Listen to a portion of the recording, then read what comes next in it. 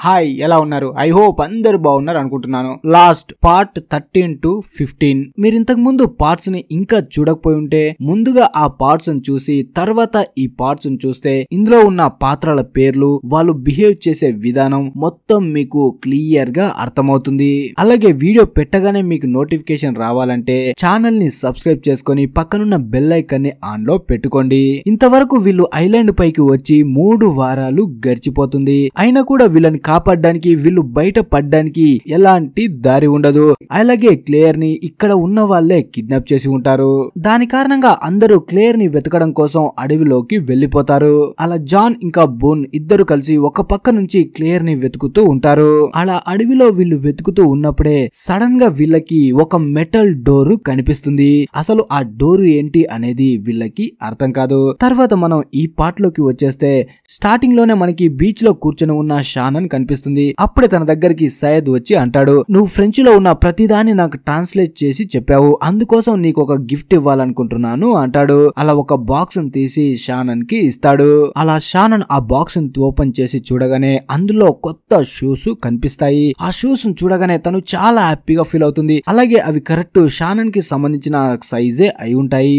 అలా మెల్లమెల్లగా సయ్యద్ ఇంకా షానన్ ఇద్దరు దగ్గర అవుతూ ఉంటారు. వీళ్ళిద్దరిని దూరం నుంచి బూన్ చూస్తూ ఉంటాడు. తనకి ఇదంతా అస్సలు నచ్చదు. తన సిస్టర్ కి ఇంకొకడు దగ్గరగా ఉండడం తను అస్సలు సహించడు. తర్వాత సయ్యద్ షానన్ దగ్గర నుంచి వెళ్లిపోతూ ఉంటే బూన్ తన దగ్గరికి వచ్చి, చూడు నా చెల్లికి నువ్వు దూరంగా ఉండు, లేదంటే నేను ఏం చేస్తానో నాకే తెలీదు అంటాడు. దానికి సయ్యద్, అంత ఎందుకు సీరియస్ అవుతున్నావు దోస్త్, ఇప్పుడు ఏమైంది, అయినా నువ్వు నాకు ఆర్డర్ వేయడం ఏంటి అంటాడు. అయినా కూడా బూన్ వినకుండా తనకి వార్నింగ్ ఇచ్చి అక్కడి నుంచి వెళ్లిపోతాడు.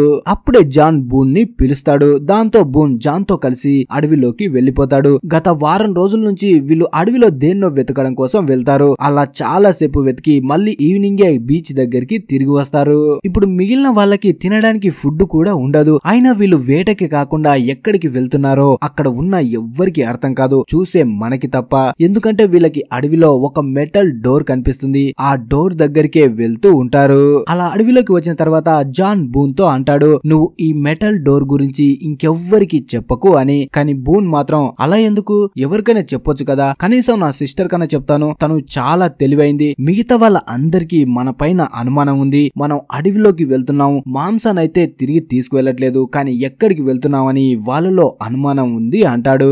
కానీ జాన్ మాత్రం, నీ చెల్లెమన్నా పైనుంచి దిగొచ్చిందా, నీ చెల్లికే కాదు ఎవ్వరికి ఈ విషయం చెప్పకూడదు అంటాడు. కానీ బూన్ వినకుండా నేను వెళ్లి అందరికి చెప్పేస్తానని అక్కడి నుంచి వెళ్లిపోతూ ఉంటాడు. దాంతో వెనుక నుంచి జాన్ వచ్చి బూన్ పై అటాక్ చేసి తనని బంధిస్తాడు.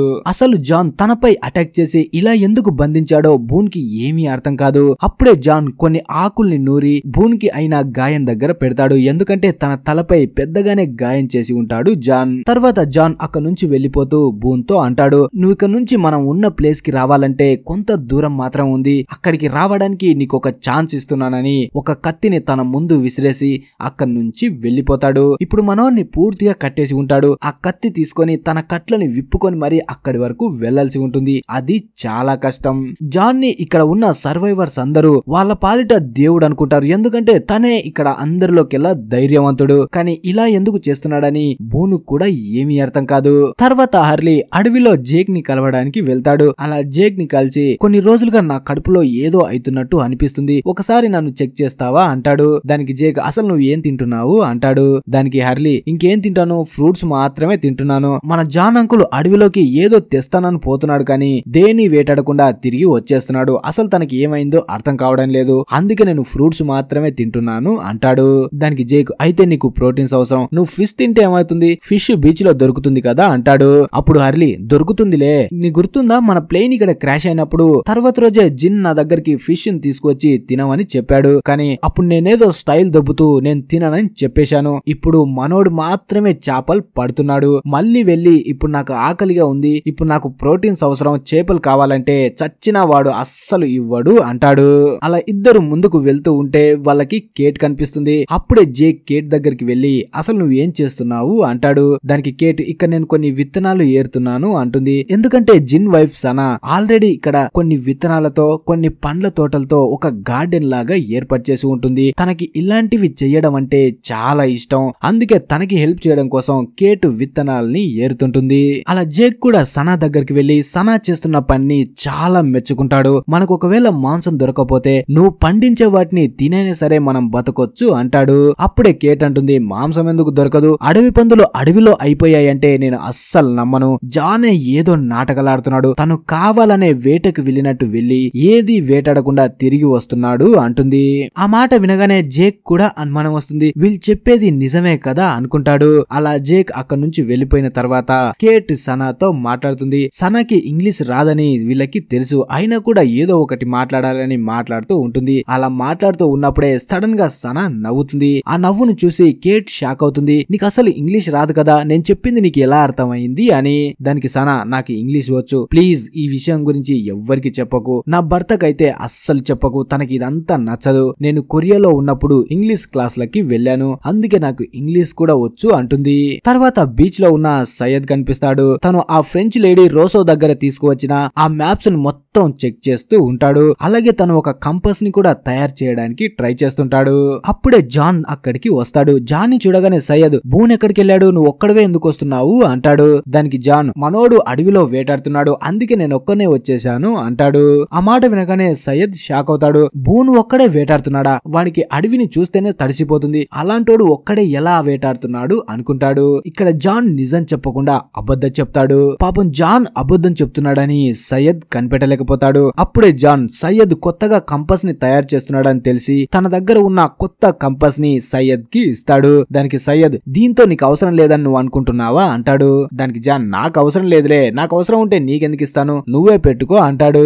అలా జాన్ వెళ్లిపోయిన తర్వాత సయ్యద్ జేక్ దగ్గరికి వెళ్లి వెస్ట్ ఎటువైపు ఉందని అడుగుతాడు. దానికి జేక్ అటువైపుగా చూపిస్తాడు. అప్పుడే సయ్యద్ జాన్ తనకిచ్చిన కంపస్ ని పెట్టి చూస్తే అది రాంగ్ గా చూపిస్తుంది. దాంతో తను జేక్ తో అంటాడు, ఇది తప్పుగా చూపిస్తుంది అని. దానికి జేక్, అసలు నువ్వు నాతో ఏం చెప్పాలనుకుంటున్నావు అంటాడు. అప్పుడు సయ్యద్, నేను చెప్పాలనుకుంటుంది ఏంటంటే ఇంతకు ముందే నాకు జాన్ ఒక కంపస్ ని ఇచ్చాడు, అది తప్పుడు దిక్కును చూపిస్తుంది, అంటే మనోడు ఏదో మనతో దాస్తున్నాడు అంటాడు. అలా సయ్యద్ మాటలు వినగానే జేక్ కూడా అనుమానం వస్తుంది. ఇప్పటి వరకు జాన్ పై ఇద్దరు అనుమానంతో మాట్లాడారు, ఒకటి కేట్, ఇప్పుడు సయ్యద్. అందుకే జేక్ అనుకుంటాడు తనే జాన్ దగ్గరికి వెళ్లి అసలు ఏం జరుగుతుందో తెలుసుకోవాలి అని. తర్వాత బీచ్ లో ఒక దగ్గర జాన్ కూర్చొని అదే పనిగా సముద్రాన్ని చూస్తూ ఉంటాడు. అంతలో జేక్ అక్కడికి వచ్చి నవ్వుతూ, ఏంటి నీకేదైనా షిప్ కనిపించిందా, అలాగే చూస్తున్నావు అంటాడు. దానికి జాన్ కూడా నవ్వుతూ, లేదు లేదు లేదు, ఇప్పటి వరకు అయితే ఏం కనిపించలేదు, కనిపిస్తుందేమో అని నేను నమ్మకంతో చూస్తున్నాను అంటాడు.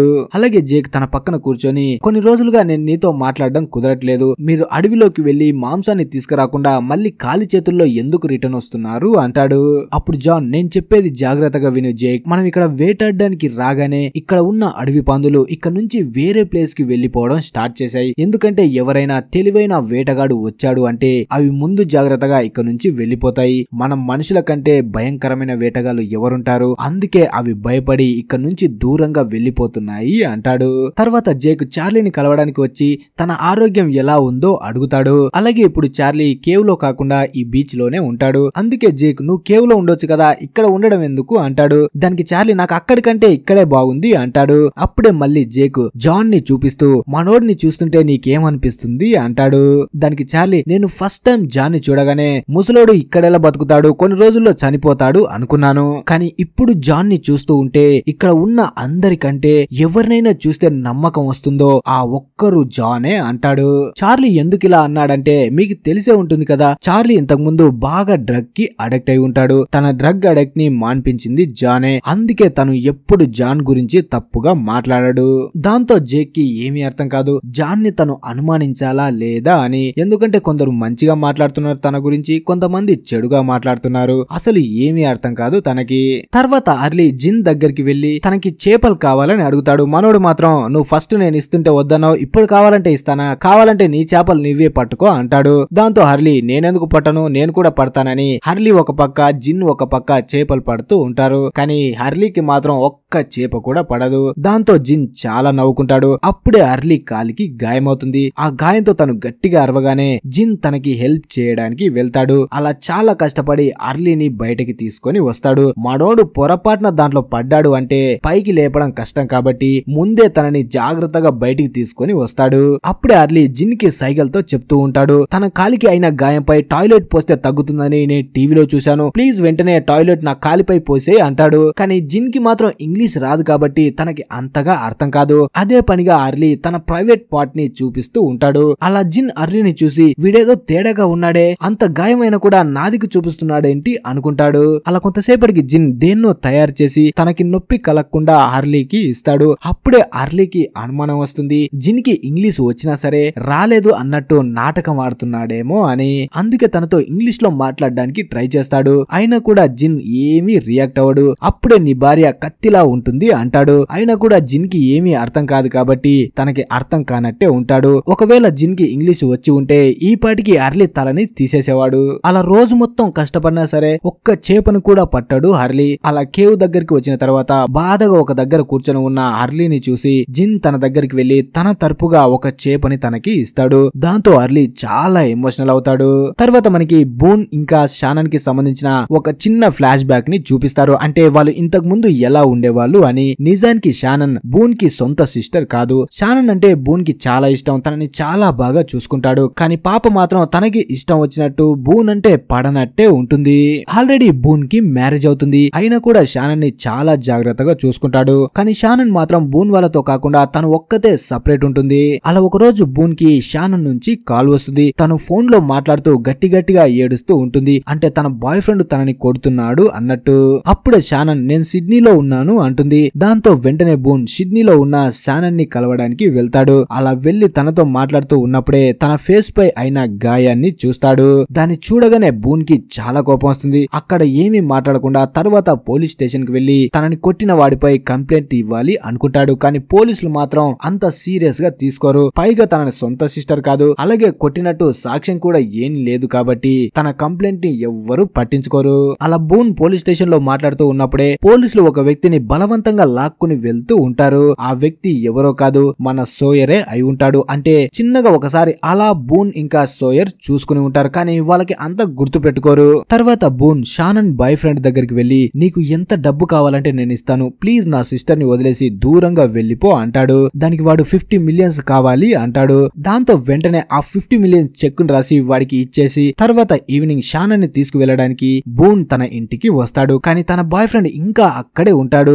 అప్పుడే బూన్ కి అర్థమవుతుంది ఇదంతా షానన్ కావాలనే నాటకం ఆడి ఉంటుంది. ఎందుకంటే తన దగ్గర పైసలు లేవు కాబట్టి తన అన్నతో ఇలా నాటకం ఆడి పైసల్ని తీసుకుంటుంది. ఆ విషయం తెలియగానే బూన్ చాలా ఫీల్ అవుతాడు. వెంటనే అక్కడి నుంచి వెళ్లిపోతాడు. తర్వాత నైట్ కి షానన్ ఏడ్చుకుంటూ బూన్ దగ్గరికి వస్తుంది. అప్పుడే తన బూన్ తో అంటుంది నువ్వు ఇచ్చిన పైసల్ని తీసుకుని ఆ నా కొడుకు పారిపోయాడు, నన్ను ఒంటరిగా వదిలేసి ఇప్పుడు నువ్వే నాకు దిక్కు అని. ఇలా చేయడం షానన్ ఫస్ట్ టైం కాదు, ఇంతకు ముందు కూడా చాలా మందితో తిరిగి ఉంటుంది. ఇలా వాళ్ళకి పైసలు ఇచ్చి తన సిస్టర్ ని కాపాడుతూ ఉంటాడు బూన్. అలా లాస్ట్ కి షానన్ ఇక తన బ్రదర్ బూన్ తో కలిసి ఏలేకి వెళ్లిపోవాలి అనుకుంటుంది. దానికోసమే ఇద్దరు ఫ్లైట్ లోకి వెళ్తారు. ఆ ఫ్లైట్ ఎక్కిన తర్వాత ఏం జరిగిందో మనం ఆల్రెడీ చూసేసాం. తర్వాత ప్రెజెంట్ కి వస్తే బూన్ కనిపిస్తాడు. జాన్ తనని పూర్తిగా బంధించి తన ముందు ఒక కత్తిని విసిరేసి అక్కడి నుంచి వెళ్లిపోయి ఉంటాడు. ఇప్పుడు బూన్ తప్పించుకోవడానికి చాలా ట్రై చేస్తాడు. అప్పుడే తనకి షానన్ అరుస్తున్న వాయిస్ వినిపిస్తుంది. ఆ వాయిస్ ని చూసి తన సిస్టర్ ఏదో ప్రమాదంలో ఉందనుకొని వెంటనే తను కష్టపడి పక్కన ఉన్న కత్తిని తీసుకొని తన కట్లని విప్పుకొని ఎక్కడి నుంచి అయితే షానన్ వాయిస్ వినిపిస్తుందో పరిగెట్టుకుంటూ అక్కడికి వస్తాడు. అక్కడ కూడా షానన్ ని ఎవరో బంధించి ఉంటారు. అసలు మోన్స్టారా లేకపోతే ఇంకేమైనా మనిషి బంధించాడా అనేది వీళ్ళకి ఏమీ తెలీదు. అలా షానన్ కట్లు మొత్తం విప్పి ఇద్దరు కలిసి అక్కడి నుంచి పారిపోతారు.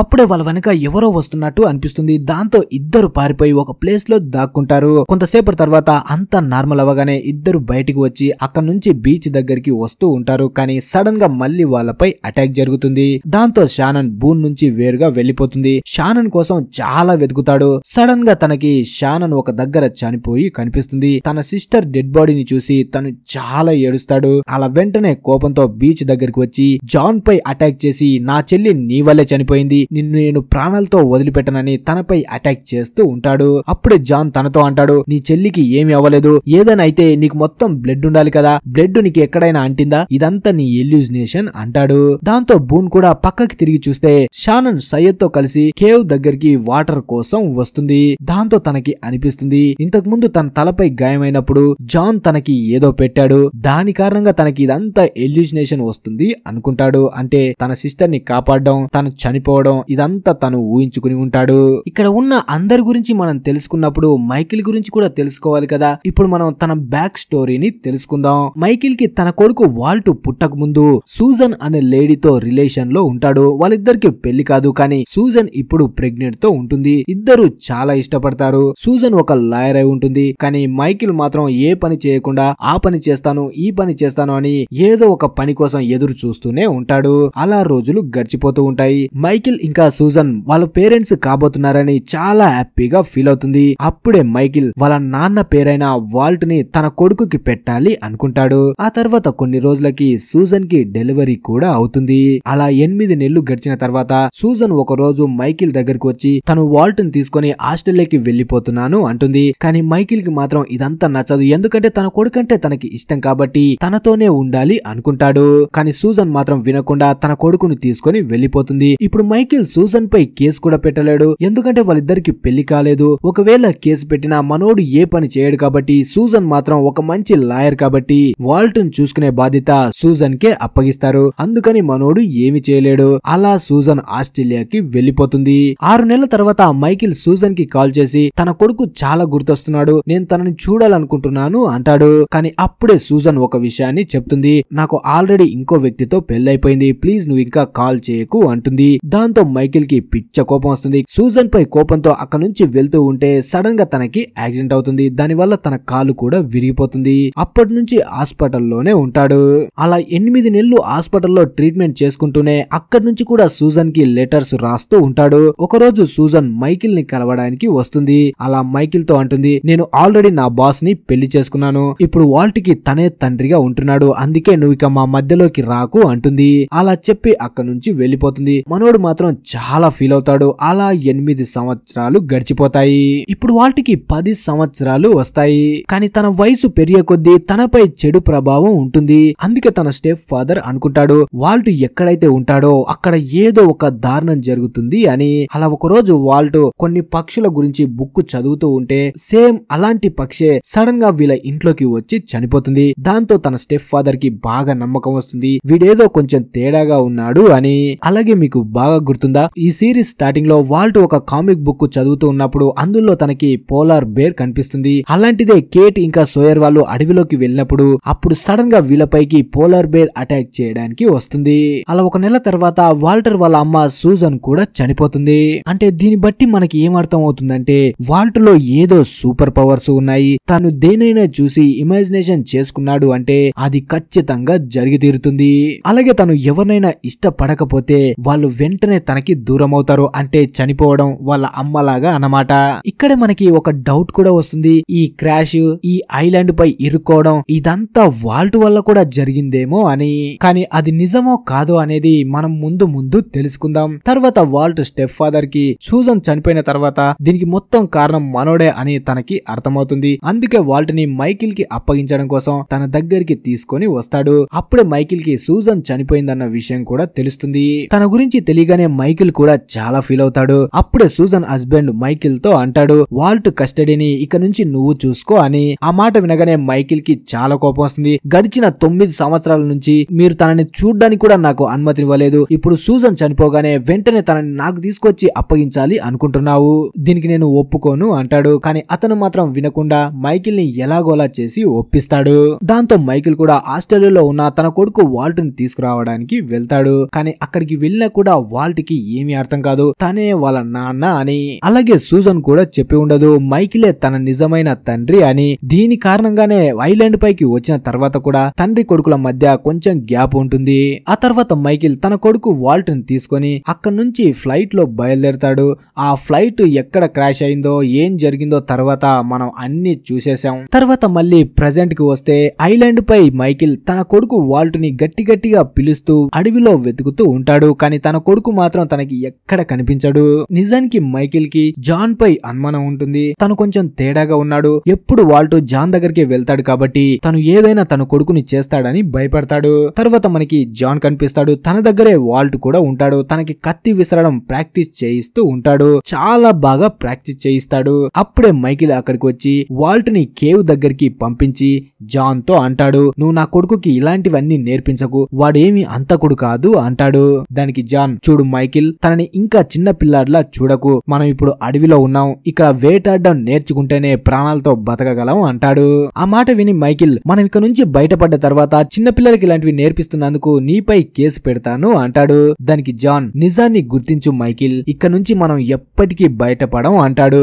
తర్వాత మైకిల్ అక్కడ నుంచి బీచ్ దగ్గరికి వచ్చి వీళ్ళు వెళ్ళడానికి ఒక పడవని తయారు చేయాలి అనుకుంటాడు. అలాగే తనతో పాటు వాల్ట్ ని కూడా తీసుకువెళ్తాడు. కానీ కొంతసేపు పని చేసిన తర్వాత వాల్ట్ కి చాలా బోర్ కొడుతుంది. అందుకే తను అక్కడ నుంచి వెళ్లిపోవాలని చూస్తూ ఉన్నప్పుడే బూన్ ఇంకా జాన్ అక్కడ నుంచి కేవ్ దగ్గరికి వెళ్తూ కనిపిస్తారు. దాంతో తను మైకిల్ తో నాకు వాటర్ కావాలని చెప్పి జాన్ వాళ్ళతో కలిసి వెళ్లిపోతాడు. అలా వాల్ట్ ని చూడగానే జాన్, చూడు వాల్ట్, మీ నాన్నకి నువ్వు మా దగ్గరికి రావడం అస్సలు ఇష్టం లేదు. అందుకే నువ్వు తనకి గౌరవం ఇచ్చి నువ్వు వెంటనే ఇక్కడ నుంచి వెళ్లిపో అంటాడు. కానీ వాల్ట్ మాత్రం తను నాకు బాస్ కాదు, నేను తన మాట వినను అంటాడు. అంతలో మైకిల్ అక్కడికి వచ్చి వాల్ట్ పై గట్టి గట్టిగా అరుస్తూ తన దగ్గర ఉన్న కామిక్ బుక్ ను తీసి అక్కడ ఉన్న ఫైర్ లోకి విసిరేస్తాడు. అలాగే జాన్ తో అంటాడు, ఇంకోసారి నా కొడుకు దగ్గరికి వస్తే మిమ్మల్ని అందరినీ చంపేస్తాను అని. అలా వాల్ట్ ని అక్కడ నుంచి తీసుకువెళ్తాడు. వాల్ట్ మాత్రం చాలా ఫీల్ అవుతాడు. తర్వాత తన డాగ్ ను తీసుకొని అడవిలో వెళ్తూ ఉన్నప్పుడే కొంత దూరం వెళ్ళిన తర్వాత తన డాగ్ అక్కడ నుంచి పారిపోతుంది. ఆ డాగ్ ని వెతుక్కుంటూ వాల్ట్ కూడా వెళ్లిపోతాడు. తర్వాత మైకిల్ కనిపిస్తుంది. ఇదంతా జానే కావాలని చేశాడు అని. వెంటనే జాన్ దగ్గరికి వెళ్లి నా కొడుకు ఎక్కడా అంటాడు. దానికి జాన్, చూడు మైకిల్, నీ కొడుకుని మేమేం తీసుకురావడం లేదు, అయినా బలవంతం చేసి మా దగ్గర ఏం పెట్టుకోవడం లేదు కదా, తనకి ఇష్టం ఉండే మా దగ్గరికి వస్తున్నాడు, అయినా సరే నువ్వు వద్దన్నావు కాబట్టి నేను తనకి చెప్పాను కూడా అంటాడు. నువ్వు కోపడినంత మాత్రాన ఏమీ జరగదు, ఇప్పుడు నీ కొడుకుని వెతకాలి, పద అందరం కలిసి వెతుకుదాం అంటాడు. అలా మైకిల్, బూన్ ఇంకా జాన్ ముగ్గురు కలిసి వాల్ట్ ని వెతుక్కుంటూ అడవిలో బయలుదేరుతారు. తర్వాత చార్లీ కనిపిస్తాడు. తను క్లేర్ కి సంబంధించిన బ్యాగ్ ను తీసుకువెళ్తూ ఉంటాడు. తనతో పాటు కేట్ కూడా ఉంటుంది. అలా బ్యాగ్ ను ఓపెన్ చేసి క్లేర్ కి సంబంధించిన డైరీని వెతుకుతాడు. ఎందుకంటే ఎప్పుడు క్లేర్ ఏదో ఒకటి ఆ డైరీలో రాస్తూ ఉంటుంది. కానీ ఇప్పుడు ఆ డైరీ కనిపించదు. అంటే ఎవరో ఒకరు ఆ డైరీని తీసుకువెళ్లి ఉంటారు. తర్వాత చార్లీ ఇంకా కేట్ సోయర్ దగ్గరికి వస్తారు. అప్పుడే చార్లీ, నీ దగ్గర క్లేర్ కి సంబంధించిన డైరీ ఉంటే ఇచ్చే అంటాడు. ఆ మాట వినగానే సోయర్ నవ్వుకుంటూ, వా, ఇక్కడ ఏమి పోయినా ఎవరి దగ్గర ఏమి దొంగతనం జరిగినా అందరూ వెతుక్కుంటూ వచ్చేది సోయర్ దగ్గరికే, ఎందుకంటే మీకు ఫస్ట్ నుంచి నేను దొంగగానే తెలుసు కదా అంటాడు. దానికి కేట్, చూడు సోయర్, నీ దగ్గర డైరీ ఉంటే ఇచ్చే అంటుంది. అప్పుడే సోయర్ డైరీని బయటికి తీస్తాడు. అంటే నిజంగానే సోయర్ ఆ డైరీని దొంగిలించి ఉంటాడు.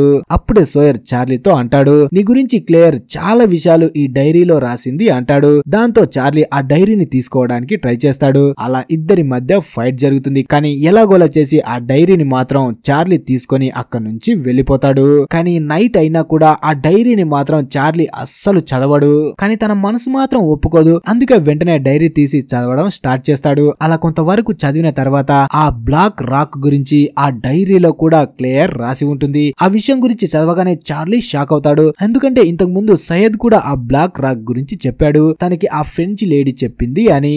అంటే ఆ బ్లాక్ రాక్ గురించి క్లియర్ కూడా తెలిసింది కాబట్టి తనని కూడా ఆ బ్లాక్ రాక్ దగ్గరికే తీసుకువెళ్లి ఉంటారు అనుకుంటారు. కానీ వాళ్ళకి నిజం ఏంటనేది తెలియదు. కానీ ఆ అనుమానం మాత్రం ఉంటుంది. తర్వాత వాల్ట్ కనిపిస్తాడు. తను ఇప్పుడు తన డాగ్ ని వెతుక్కుంటూ అడవిలోకి వస్తాడు. కానీ అప్పుడే తనని వెతుక్కుంటూ కూడా మైకిల్ ఇంకా జాన్ వాళ్ళు వస్తారు. అలా వాళ్ళు వచ్చేసరికి ఒక ప్రమాదం వస్తుంది. అదేంటంటే ఒక పోలార్ బేర్ వచ్చి వాల్ట్ పై అటాక్ చేయడానికి ట్రై చేస్తుంది. కానీ తన చెట్ల మధ్యలో దాక్కొని దాని నుంచి తప్పించుకోవడానికి ట్రై చేస్తాడు. అప్పుడే మైకిల్ చెట్టు పైకి ఎక్కి తన కొడుకు దగ్గరికి వెళ్లి ఆ పోలార్ బేర్ ని భయపెడుతూ తన కొడుకుని కాపాడుకుంటాడు. ఇక్కడే రెండు విషయాలు జరుగుతాయి. అదేంటంటే వాల్ట్ కి తన తండ్రి మీద ఉన్న కోపం పోయి ఇద్దరు దగ్గరవుతారు. అలాగే ఇప్పటి వరకు మైకిల్ జాన్ ని అనుమానిస్తుంటాడు. ఆ అనుమానం కూడా మొత్తం పోతుంది. తను మంచివాడే, తన కొడుకుకి మంచి కోసం ఇదంతా నేర్పిస్తున్నాడు అనుకుంటాడు. తర్వాత నైట్ కి జాన్ ఇంకా బూన్ ఇద్దరు కలిసి వాల్ట్ డాగ్ ని వెతకడం కోసం అడవిలోకి వెళ్తారు. అలా కొంత దూరం వెళ్ళిన తర్వాత వీళ్ళకి సడన్ గా ఒక దగ్గర క్లేర్ కనిపిస్తుంది. క్లేర్ ని చూడగానే జాన్ తన పేరు పెట్టి పిలుస్తాడు.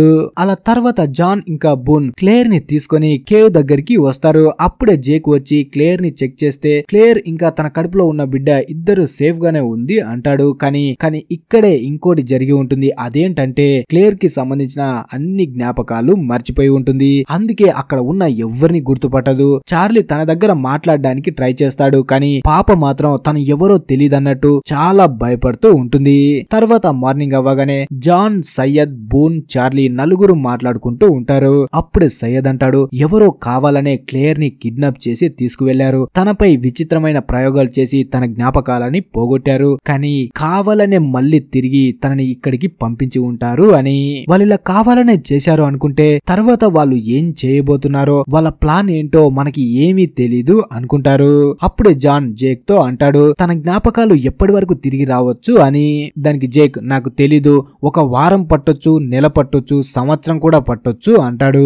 తర్వాత చార్లీ జిన్ దగ్గరికి వెళ్లి తనతో మాట్లాడుతూ ఉంటాడు. కానీ జిన్ కి ఇంగ్లీష్ రాదు కాబట్టి తను చెప్పిన దానికి తల ఊపుతూ ఉంటాడు. అలా ఇద్దరు మాట్లాడుకుంటూ ముందుకు వెళ్తూ ఉన్నప్పుడే సడన్ గా ఎవరో జిన్ పై అటాక్ చేస్తారు. దాంతో జిన్ అక్కడి స్పృహ తప్పి కింద పడిపోతాడు. అప్పుడే చార్లీ చూస్తూ ఉండగానే ఈతన్ తన ముందుకి వస్తాడు. ఈతన్ ని చూడగానే చార్లీ చాలా భయపడతాడు. తనపై అటాక్ చేయాలి అనుకుంటాడు. కానీ ఈతన్ చాలా స్ట్రాంగ్ గా ఉండడం వల్ల తనపై అటాక్ చేయలేకపోతాడు. అలా ఈతన్ చార్లీ దగ్గరకు వచ్చి తనని పట్టుకొని నువ్వు మళ్ళీ క్లేర్ ని నా దగ్గరికి తీసుకురావాలి, నువ్వు తనని నా దగ్గరికి తీసుకురాకపోతే మీలో ఉన్న అందరూ రోజుకొకరిగా నేనే చంపేస్తాను అంటాడు. అలా అందరిని చంపిన తర్వాత లాస్ట్ కి నిన్ను మాత్రం అతి దారుణంగా చంపేస్తాను అంటాడు. అలా చెప్పి ఈతన్ అక్కడి నుంచి వెళ్ళిపోతాడు. తర్వాత చార్లీ జిన్ ని తీసుకొని కేవ్ దగ్గరికి వస్తాడు. అలాగే జరిగింది మొత్తం జాన్ కి ఇంకా జేక్ కి చెప్తాడు. అప్పుడే జాన్ వాళ్ళు అనుకుంటారు ఇది మొత్తం మిగతా వాళ్ళకి చెప్తే చాలా భయపడతారని ఆ విషయాన్ని చెప్పకుండా దాస్తారు. అప్పుడే జేక్ అంటాడు అయినా వాడు మనలో ఒకరిని చంపేస్తాడంటే మనమెలా నమ్మేది అని. దానికి జాన్ నమ్మడం ఏంటి, నీకు తెలీదా, వాడు ఒక్కడే క్లేర్ ని చార్లీని ఇద్దరిని తీసుకెళ్లాడు. అలాగే చార్లీని కొట్టి చెట్టుకి వేలాడదీశాడు. ఇంకా చెప్పాలంటే నిన్ను కూడా చిత్త కొట్టాడు కదా, వాడిని తక్కువ అంచనా వేయకూడదు అంటాడు. అప్పుడు జేక్ అయితే మరి అందరం ఒకే దగ్గర ఉంటే మంచిదేమో, అందరినీ కేవ్ దగ్గరికి తీసుకువెళ్ళమంటావా అంటాడు. అప్పుడు జాన్ వాడు కూడా మనం ఇలాగే చెయ్యాలి అనుకున్నాడేమో, గొర్రెలు లేక అందరం ఒక దగ్గర ఉంటే వాడు మనపై ఏదైనా అటాక్ చేయొచ్చు అంటాడు. అలాగే మనం ముందుగా చేయాల్సింది ఏంటంటే ఇక్కడ ఉన్న అందరికీ వీడి గురించి చెప్పి కొంచెం ధైర్యంగా ఉండాలని చెప్పాలి. లేదంటే ఎప్పట్లాగే అందరూ బయటికి వెళ్ళినప్పుడు సడన్ గా వాడు వచ్చి ఎవరిపైనైనా అటాక్ చేయొచ్చు అంటాడు. తర్వాత క్లియర్ కనిపిస్తుంది. ఇప్పుడు తనకి ఏమీ గుర్తులేదు కాబట్టి ఇక్కడ ఏం జరుగుతుందో ఏమీ అర్థం కాదు. అప్పుడే చార్లీ తన దగ్గరికి వచ్చి తన డైరీని తిరిగి ఇస్తాడు. ఆ డైరీని చూసైనా సరే తనకి ఏదైనా గుర్తుకు వస్తుందేమో అని. కానీ డైరీని చూసినా కూడా తనకి ఏమీ గుర్తుకు రాదు. తర్వాత కేట్ జేక్ దగ్గరికి వచ్చి ఇప్పుడు నువ్వు ఆయుధాన్ని ఉపయోగించే టైం వచ్చింది, నువ్వు నా బ్రీఫ్ కేస్ లో ఉన్న ఆ గన్ తీసుకుంటే ఆ ఈతన్ గాడు వచ్చినప్పుడు వాడిని చంపేయడానికి ఉపయోగపడుతుంది అంటుంది.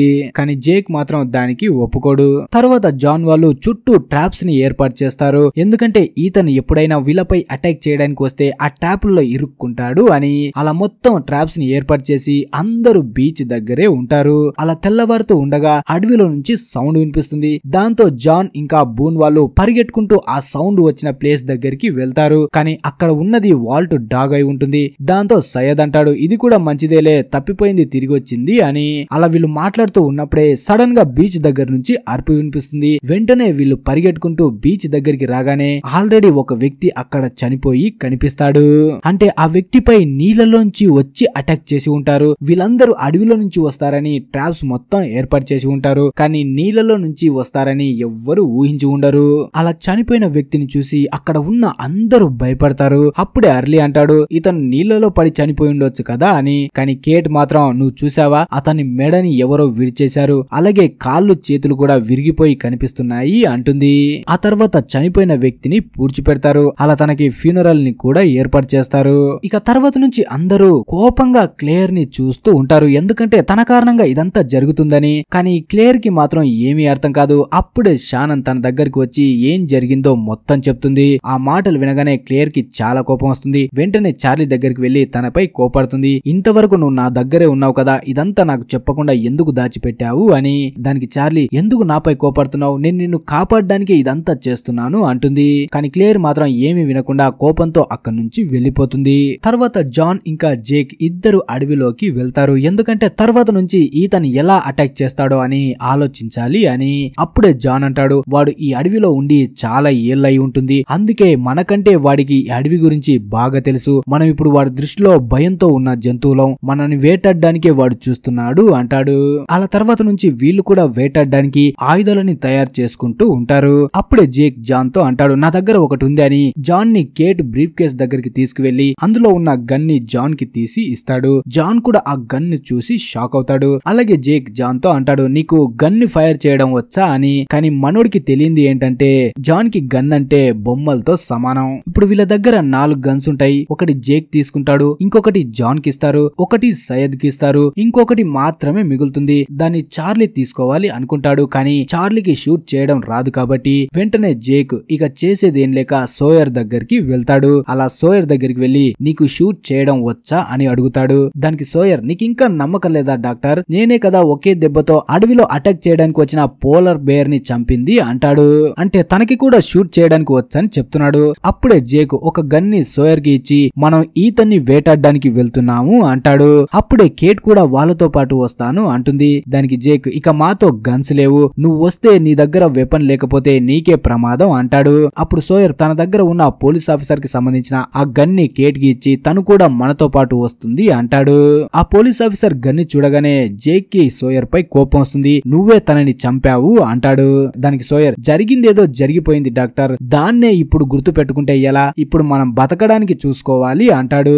అలా ఇప్పుడు 5గురు దగ్గర 5 గన్స్ ఉంటాయి. వీళ్ళు ఇప్పుడు మెయిన్ గా చేసేది ఏంటంటే క్లేయర్ ని ఎరగా వేసి ఈతన్ తనని తీసుకోవడానికి వచ్చినప్పుడు వీళ్ళ దగ్గర గన్స్ ఉన్నాయని వాడికి తెలియదు కాబట్టి సడన్ గా వాడిపై అటాక్ చేసి చంపేయాలి అనుకుంటారు. అలాగే సయ్యద్ ఒక ప్లాన్ వేసి క్లేయర్ ని ఒక ప్లేస్ కి వెళ్లి అక్కడే ఉండు, వాడు నీ దగ్గరికి వచ్చినప్పుడు మేము వాడిపై అటాక్ చేస్తాము అంటాడు. అలాగే అందరితో అంటాడు, మనం తప్పనిసరి పరిస్థితుల్లో మాత్రమే గన్స్ ఉపయోగించి వాడిని చంపాలి, లేదంటే మనకి అవకాశం ఉంటే వాని ప్రాణాలతోటే పట్టుకోవాలి, వాడి దగ్గర నుంచి అసలు ఇక్కడ ఏం జరుగుతుందో మనం నిజం తెలుసుకోవాలి అంటాడు. అలా రాత్రి అవ్వగానే వీళ్ళ అనుకున్న ప్లాన్ ని మొదలు పెడతారు. అలాగే రాత్రికి వర్షం కూడా పడడం స్టార్ట్ అవుతుంది. నైట్ లో క్లేయర్ నడుచుకుంటూ వెళ్తూ ఉంటే సడన్ గా ఈతన్ తనని చూసి తనపై అటాక్ చేయడానికి వస్తాడు. కానీ మధ్యలో జేక్ వచ్చి తనపై అటాక్ చేస్తాడు. అలా ఇద్దరి మధ్య దారుణమైన ఫైట్ జరుగుతుంది. అలా లాస్ట్ కి జేక్ వాడిని కొట్టగానే మిగతా వాళ్ళు అందరూ వచ్చి ఈతన్ని పట్టుకుంటారు. క్లేయర్ కూడా ఇప్పుడు సేఫ్ గానే ఉంటుంది. అప్పుడే జేక్ అందరితో అంటాడు, ఎవ్వరు గన్స్ ని ఉపయోగించకండి అని. అలా వాడిని పట్టుకొని అసలు ఇక్కడ ఏం జరుగుతుంది, నువ్వు ఎవరు, ఇంకా ఎంతమంది మీ వాళ్ళు ఉన్నారని అడగడానికి ట్రై చేస్తూ ఉంటారు. కానీ అప్పుడే సడన్ గా గన్ ఫైర్ అవుతుంది. వాడు ఎవడో కాదు, చార్లీ వెనక నుంచి వచ్చి ఈతన్ని షూట్ చేసి చంపేస్తాడు. దాంతో మిస్టరీ అలాగే ఉండిపోతుంది. ఈతన్ ఎవరు, వాడు క్లేయర్ ని ఎందుకు తీసుకువెళ్లాలనుకుంటున్నాడో ఎవ్వరికి తెలీదు. అలాగే క్లేయర్ ని ఎక్కడికి తీసుకువెళ్లారో తనకైనా గుర్తుందేమో అంటే తనకి ఏమీ గుర్తులేదు ఇప్పుడు. దాంతో ఈతన్ తో పాటే మొత్తం సమాధైపోతాయి. ఆ తర్వాత మనం చార్లీకి సంబంధించిన కొంత ఫ్లాష్ బ్యాక్ ని తెలుసుకుందాం. ఇంతకు ముందే మనం తెలుసుకున్నాం కదా, చార్లీ వాళ్ళ బ్రదర్ బ్యాన్ ని వదిలేగానే తను మత్తుకి బానిసవుతాడు. ఆ మత్తు కోసం తను ఏం చేయడానికైనా సిద్ధపడతాడు. చార్లీకి ఒక ఫ్రెండ్ కూడా ఉంటాడు. వాడు ఒక విషయాన్ని చెప్తాడు. ఒక డబ్బున్న అమ్మాయిని చూపించి ఆ అమ్మాయిని నువ్వు పటాయించావంటే వాళ్ళ ఇంట్లో ఉన్న సామాన్లను దొబ్బేస్తే మనం మత్తు కొనుక్కోవడానికి మస్తు పైసలు ఉంటాయి అంటాడు. చార్లీ కూడా అలాగే చేయడానికి కూడా ఒప్పుకుంటాడు. అంటే తను మత్తు కోసం ఎదుటివాడి ఫీలింగ్స్ ను కూడా లెక్క చేయడు. ఆ అమ్మాయిని పీకల్లోతూ ప్రేమలోకి లాగేస్తాడు. కానీ తను ప్రేమ కోసం కాదు, ఆ ఇంట్లో ఉన్న సామాన్ని అమ్ముకోవడం కోసం తనతో నటిస్తాడు. అలాగే ఆ అమ్మాయి వాళ్ళ నాన్న చార్లీకి ఒక జాబ్ ని కూడా ఆఫర్ చేస్తాడు. అలా కొన్ని రోజుల వరకు చార్లీ ఇలాగే నాటకం ఆడతాడు. కానీ ఒక రోజు ఆ లేడీకి అసలు నిజం తెలిసిపోతుంది. దాంతో ఆ ఇంట్లో నుంచి చార్లీని పంపించేస్తారు. అప్పుడే తనకి ఒకరిని బాధ పెడితే ఒకరు బాధపడితే ఎలా ఉంటుందో మొత్తం తెలుస్తుంది. ఆ అమ్మాయి కోసం తను ఏమీ చేయలేదని ఎప్పుడు బాధపడుతూ ఉండేవాడు. ఇప్పుడు కూడా తను క్లేర్ కోసం ఏదైనా చెయ్యాలని, తనని కాపాడుకోవాలనే ఈతన్ని చంపేసి ఉంటాడు. తర్వాత ప్రెజెంట్ కు వస్తే జేక్ చార్లీ దగ్గరికి వెళ్లి, అసలు నువ్వు ఇలా ఎందుకు చేశావు, వాడు ప్రాణాలతో ఉంటే మనకి ఎంతో కొంత ఉపయోగపడేవాడు కదా అంటాడు. దానికి చార్లీ, వాడు మీకేదైనా చెప్తాడని మీకు నమ్మకం ఉందా, నాకైతే నమ్మకం లేదు, మనకి క్లేర్ సేఫ్ గా ఉంది, అది చాలు కదా అంటాడు. ఆ తర్వాత క్లేర్ చార్లీ దగ్గరికి వస్తుంది. తనతో అంటుంది, నాకైతే నీ గురించి ఏమీ గుర్తులేదు, కానీ ఆ పీనట్ బటర్ గురించి మాత్రం గుర్తుంది, నా కోసం పీనట్ బటర్ తెచ్చావా అంటుంది. దానికి చార్లీ నవ్వుతూ అదంతా నిజం కాదు అంటాడు. అలా ఈ పార్ట్ ముగుస్తుంది. మరి తర్వాత పార్ట్స్ కావాలనుకునే వాళ్ళు ప్లీజ్ వీడియోని లైక్ చేసి ఛానల్ ని సబ్స్క్రైబ్ చేసుకోండి. ఇక నుంచి వీడియోస్ డైలీ వస్తూ ఉంటాయి. మిమ్మల్ని నిరాశపరచను, అందుకే నన్ను నిరాశపరచకుండా ప్లీజ్ వీడియోని లైక్ చేయండి, అలాగే షేర్ కూడా చేయండి. Thanks for watching.